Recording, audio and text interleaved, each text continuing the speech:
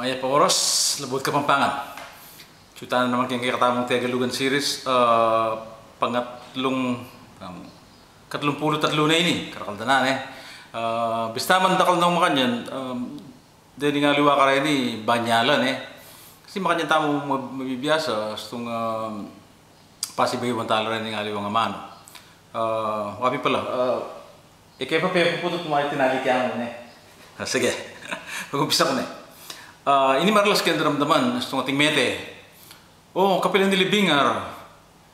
Yung libing kaya ukol ko, Tegalugan niya, yung mas manayon ng Kapampangan, kutkut.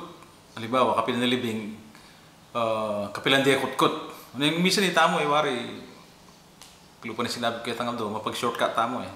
Kapilan ni libing, kapilan di kutkut. May shortcut ka rito, so kapilan di kutkut, yan naman nila eh. So kutkutching mas manayon ng Kapampangan. Kahit, Tagalog yung kahit eh.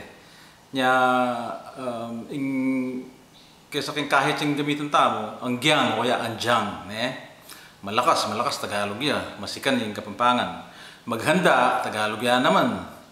Magsadyaying mas manayon ng Kapampangan. May gulat.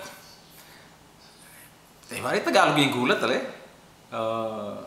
may pakirutsing yung Kapampangan. Sabagay, maralas kayong daramdaman kay Mike, gagamitan niya may sabagay. Kasi isipan ko yung sabagay, ba't siya kayong Tagalog sabagay? Nung Kapampanganan tayo, para ka na ako, king bagay sabagay, king bagay. Makanyan eh. Sige, nung